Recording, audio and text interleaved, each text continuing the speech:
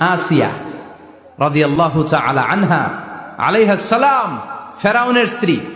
এই মহিলা অনেক দামি মহিলা, মুসা আলাইহিস সালামের পালক মা। সুবহানাল্লাহ পড়েন। নিজের সন্তান ছিল না, সাইয়েদনা মুসা আলাইহিস সালামকে মায়ের মতো লালন পালন করেছেন। গোপনে গোপনে মুসা আলাইহিস সালামের উপর ঈমান এনেছেন। গোপনে গোপনে রাত্রিবেলা তাহাজ্জুদ পড়ে চোখের পানি ছেড়ে চাইতেন কার কাছে? ফেরাউনের বউ আর ফেরাউনের ফিনান্স মিনিস্টার, অর্থমন্ত্রীর বউ, দুইজন লুকিয়ে কালিমা পড়ে মুসলমান। ফেরাউন কিছু জানে না। সুবহানাল্লাহ। কি আল্লাহর খেলা! ফেরাউন লক্ষ লক্ষ বনি ইসরাইলের ছোট্ট বাচ্চাকে জবাই করেছে একটা বাচ্চাকে ঠেকানোর জন্য। নাম কি? মুসা। আর ফেরাউনের ঘরে আল্লাহ মুসাকে বড় করলেন। কোন সুবহানাল্লাহ! লুকিয়ে লুকিয়ে ঈমান আনলো।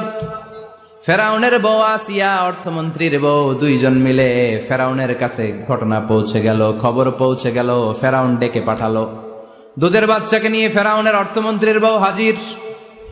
কুখ্যাত সন্ত্রাসী ফেরাউনের নিজের বউ আসিয়াও হাজির। ফেরাউন বলে, এক আল্লাহর উপর কুফরির ঘোষণা দে, আল্লাহকে বলে যা, আমার পায়ের সামনে সেজদা দে, আমি মাফ করে দেব।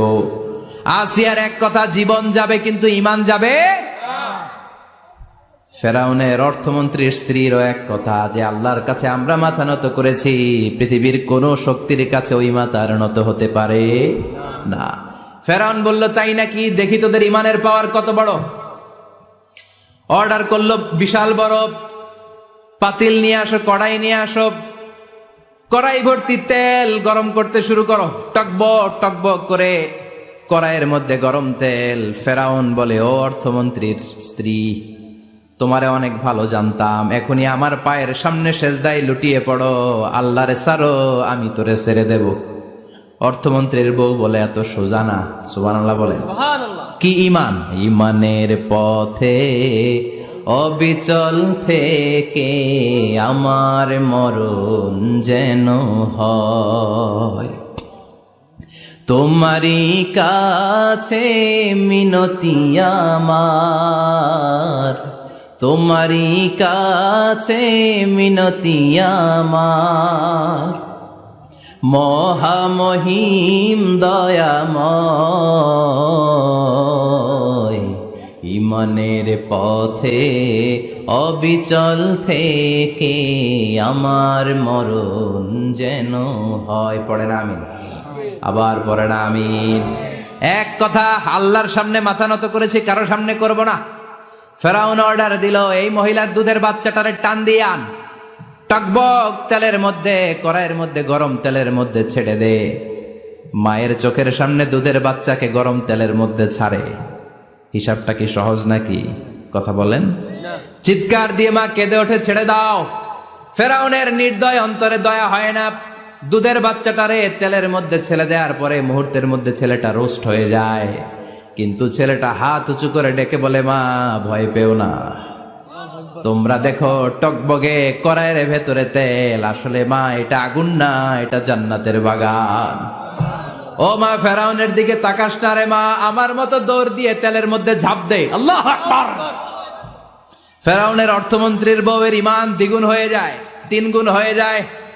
সে বলে, ফেরাউন, গোটা পৃথিবীটারে এক পাশে করতে পারবি, কিন্তু আমার মাথাটা তোর পায়ের সামনে নোয়াতে পারবি? ফেরাউনের অর্থমন্ত্রীর ওই স্ত্রীকে বাচ্চার পরে ওই তেলের মধ্যে ঢেলে দেওয়া হলো। ওই মহিলাটাও রোস্ট হয়ে যায়। বাকি রইল ফেরাউনের বউ আসিয়া। কি নাম? আসিয়া কিন্তু দৃশ্যটা দেখেছে, চাক্ষুষ মৃত্যু দেখেছে দুইজনের। ফেরাউন বলে, আসিয়া, কত অন্তরঙ্গ সম্পর্ক আমাদের, আজীবন কত ভালোবাসা ছিল, কত খুনসুটি ছিল, কিন্তু আমার পায়ের মধ্যে সেজদা দিয়ে প্রমাণ কর তুই আমারে ভালোবাসিস। আসিয়ারও একই কথা, জীবন দিব কিন্তু ঈমান দিব না। ফেরাউন বলল, তোকেও আমি ছাড়বো না, তোকে আমি উলঙ্গ করব। হাজার হাজার মানুষের সামনে আসিয়ার কাপড় টেনে নেওয়া হলো, তক্তার মধ্যে শুইয়ে তক্তার মধ্যে হাতে পায়ে পেরেক মারা হলো। হাতের এই পাশ দিয়ে পেরেক ঢুকে ওই পাশ দিয়ে বেরোয়, তক্তার এ পাশ দিয়ে ঢুকে ও পাশ দিয়ে বেরোয়, ফিনকে দিয়ে রক্ত বের করে। আসিয়া সহ্য করতে না পেরে ডেকে বলে, আল্লাহ, ফেরাউন থেকে তুমি আমারে বাঁচাও। এই দোয়াটা সূরাতুত তাহরিমে আল্লাহ সরাসরি কোট করেছেন, রব্বিবনিলি ইনদাকা বাইতান ফিল জান্নাহ, ও আল্লাহ মালিক, তোমার পাশে জান্নাতে একটা ঘর বানায়া দিও। এরকম একটা সঙ্গীত আছে না নাই?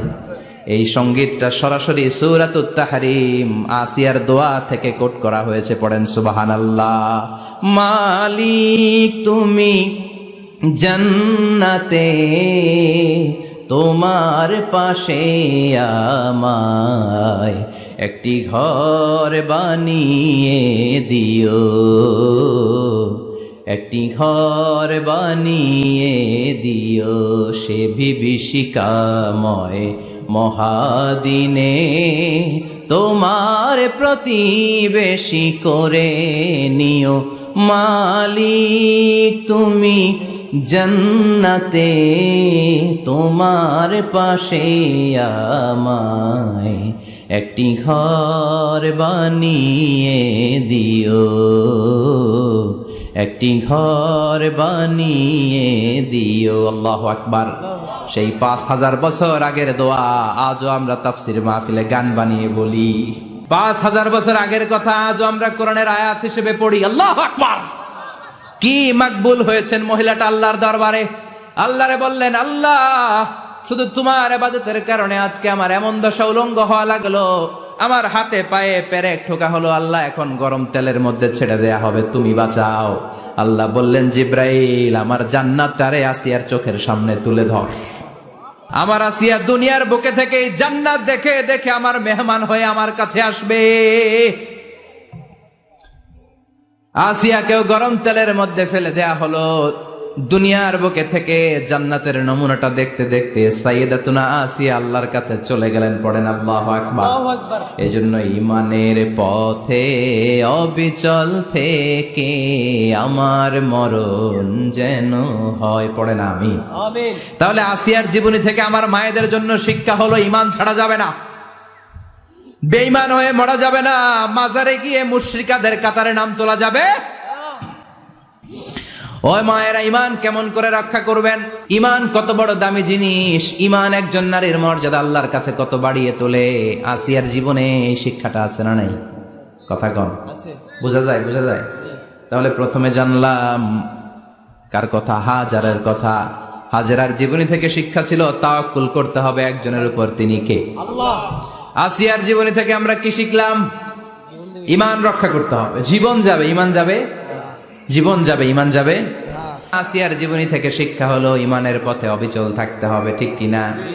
ঈমানের পথে অবিচল থেকে আমার মরণ যেন হয়, তোমারই কাছে মিনতি আমার, তোমারই কাছে মিনতি আমার, মহামহিম দয়াময়, ঈমানের পথে অবিচল থেকে আমার মরণ যেন হয়। পড়েন আমিন।